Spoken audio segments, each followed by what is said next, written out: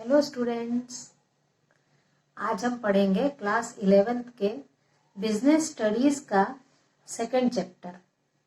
और second chapter के हम कुछ टॉपिक्स देखेंगे। तो चलिए शुरू करते हैं। सेकंड चैप्टर है व्यावसायिक संगठन के स्वरूप या फॉर्म्स ऑफ बिजनेस ऑर्गेनाइजेशन।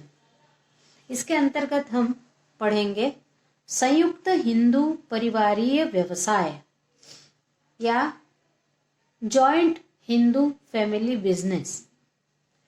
अब संयुक्त हिंदू परिवारीय व्यवसाय क्या है? तो संयुक्त हिंदू परिवार, जैसे ही मनुष्य के जन्म के बाद जब वो कुछ समय असभ्य था, लेकिन जब धीरे धीरे सभ्यता की ओर बढ़ा तब वह परिवार में ही रहता था। संयुक्त परिवार प्रणाली ही थी। प्रारंभ से ही परिवार संयुक्त परिवार हुआ करते थे। और आज भी बहुत सारी जगह पर यह देखने मिलता है कि लगभग 4-4 पीढ़ियां एक साथ रह रही हैं और एक साथ व्यवसाय कर रही हैं। संयुक्त हिंदू परिवारीय व्यवसाय यानी संयुक्त परिवार का एक ही व्यवसाय होना। अब इस व्यवसाय में जो व्यवसाय चलाता है या जो घर का मुखिया है, जो घर का सबसे बड़ा है, वो मुखिया या कर्ता कहलाता है। और उसी के निर्देशन पर यह पूरा व्यवसाय चलता रहता है। यदि उस परिवार में किसी लड़के का जन्म होता है तो वो जन्म के बाद से ही उस संपत्ति का अधिकारी हो जाता है, उसे उत्तराधिकार प्राप्त हो जाता है। और इस जो संयुक्त हिंदू परिवारीय व्यवसाय है, इसको एकाकी परिवार और साझेदार परिवार, साझेदार व्यवसाय, एकाकी व्यवसाय और साझेदार व्यवसाय का संयुक्त रूप माना जाता है, मिला जुला रूप। संयुक्त हिंदू परिवार के संगठन का नियमन हिंदू विधान के द्वारा किया जाता है।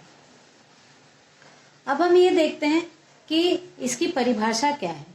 संयुक्त हिंदू परिवारीय व्यवसाय का अर्थ क्या है? तो संयुक्त हिंदू परिवारीय व्यवसाय के एक अविभाजित हिंदू परिवार के सभी सदस्य मिलकर परिवार के मुखिया के नियंत्रण में व्यापार करते हैं। परिवार का जो मुखिया रहेगा वही व्यापार करने का भी मुखिया रहेगा। उसके ही नियंत्रण में सारा व्यापार चलेगा। और वो मुखिया दादाजी हो सकते हैं, पिताजी हो सकते हैं, उसका सबको सुनना पड़ेगा। उन्हीं के अनुसार पूरा परिवार चलेगा।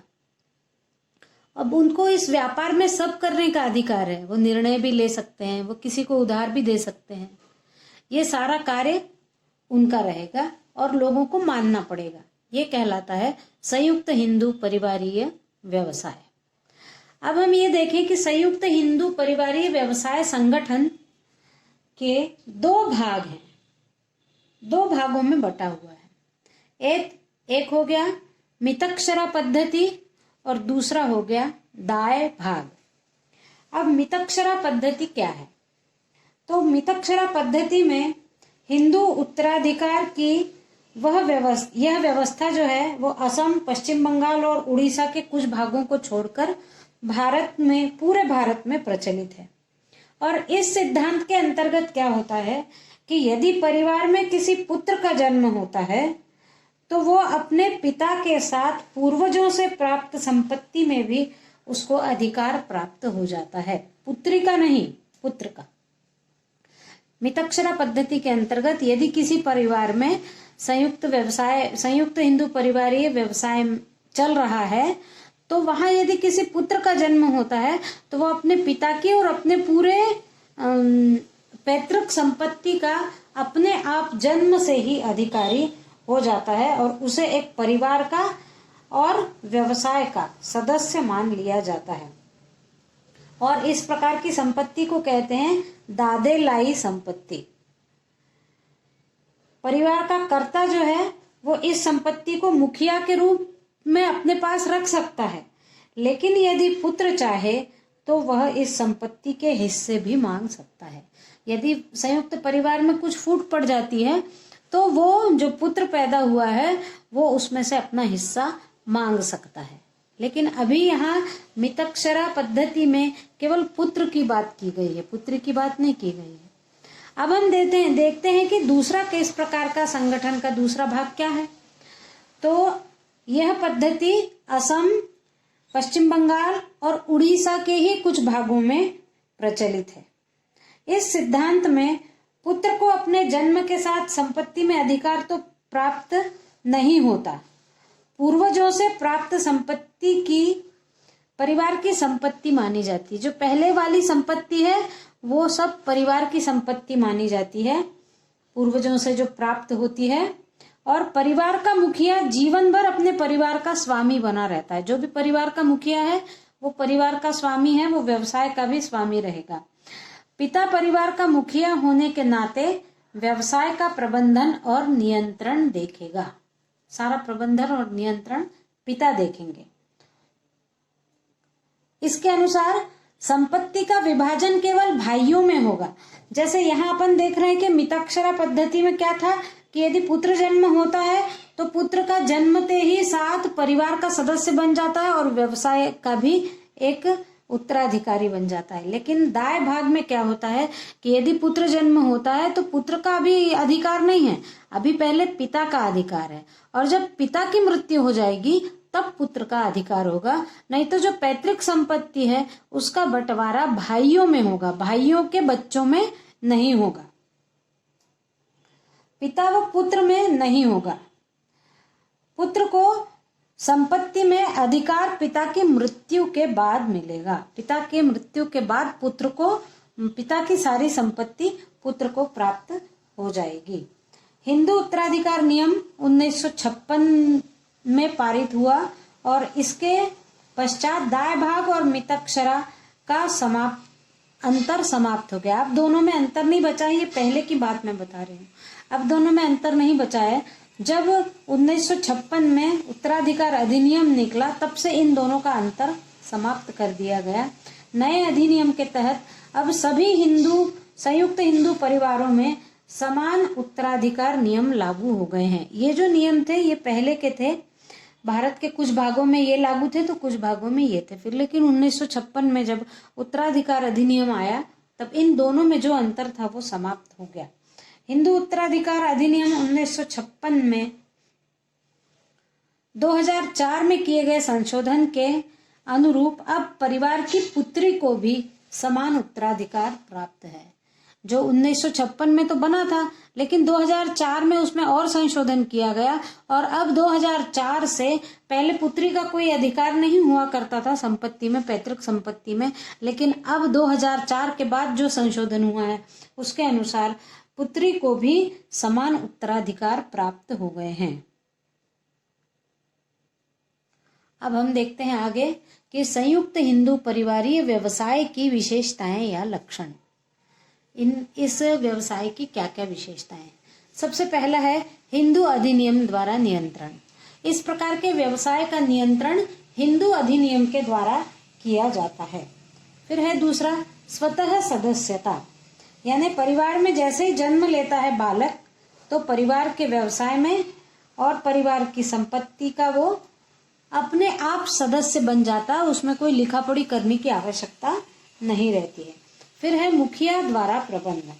इस व्यवसाय को चलाते मुखिया हैं, मुखिया को सारे अधिकार प्राप्त हैं और मुखिया अपने अनुसार उस परिवार का सबसे वरिष्ठ सदस्य है और उसको ऋण लेने की, किसी को उधार देने की, व्यवसाय के लिए महत्वपूर्ण निर्णय लेने की सारी स्वतंत्रताएं हैं। सारा प्रबंध मुखिया द्वारा देखा जाता है। फिर है केवल पुरुष सदस्य। संयुक्त हिंदू परिवार में केवल पुरुष सदस्य होते हैं, स्त्रियां परिवार की सदस्य नहीं मानी जाती है।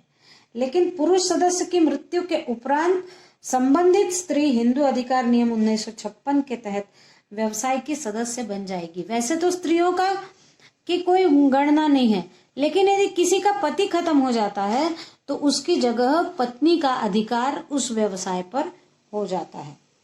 फिर है स्थायी अस्तित्व।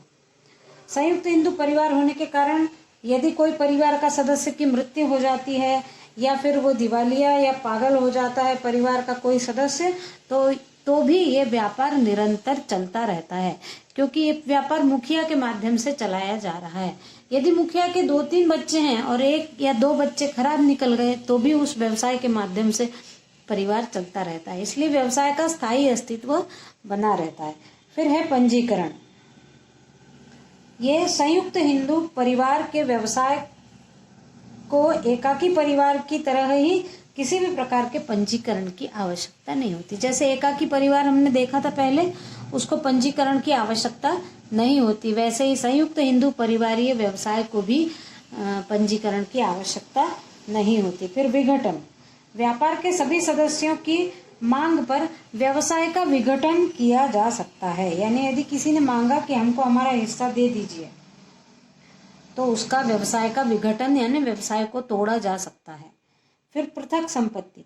परिवार का कोई सदस्य अपने निजी व्यापार या प्रयत्नों से कमाया गया है, यदि संयुक्त हिंदू परिवार में रह रहे और व्यवसाय भी संयुक्त हिंदू परिवारीय व्यवसाय है, लेकिन यदि किसी पिता ने अपनी स्वयं की कुछ संपत्ति निर्माण की है तो उस संपत्ति पर केवल उसके पुत्र का अधिकार है, बाकियों का अधिकार नहीं रहेगा। बाकियों का अधिकार पैतृक संपत्ति पर रहेगा, लेकिन यदि उसने अपने पैसे से कुछ बनाया है तो उस पर केवल उसके पुत्र का अधिकार होगा, बाकियों का अधिकार नहीं होगा। इसके बाद हम देखते हैं संयुक्त हिंदू परिवारीय व्यवसाय में कर्ता की क्या भूमिका है।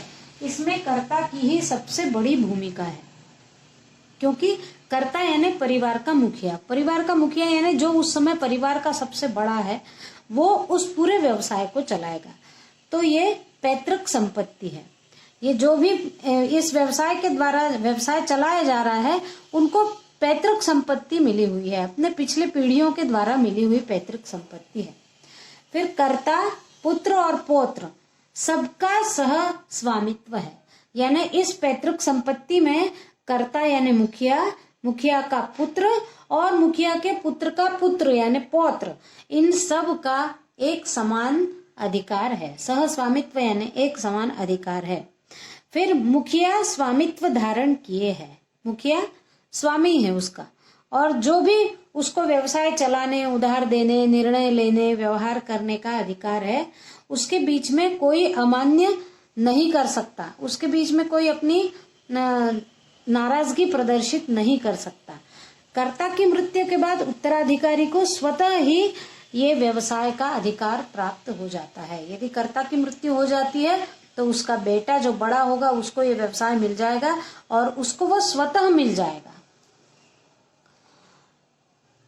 और कोई भी सदस्य इसमें आपत्ति नहीं कर सकता, परिवार का सदस्य, क्योंकि ये पैतृक व्यवसाय है और इसमें जिस प्रकार के नियम बने हुए उस नियम के अनुसार यदि किसी की मृत्यु के बाद उत्तराधिकारी को मिल जाता है अधिकार, तो सदस्य यानी परिवार के कोई भी सदस्य आपत्ति नहीं उठा सकते।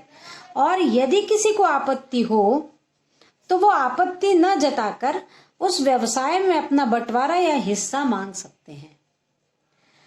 इस कारण से इस व्यवसाय में कर्ता का दायित्व असीमित है और जो सदस्य हैं उनका दायित्व बहुत कम हो जाता है, क्योंकि सारा दायित्व कर्ता निभाने लगता है।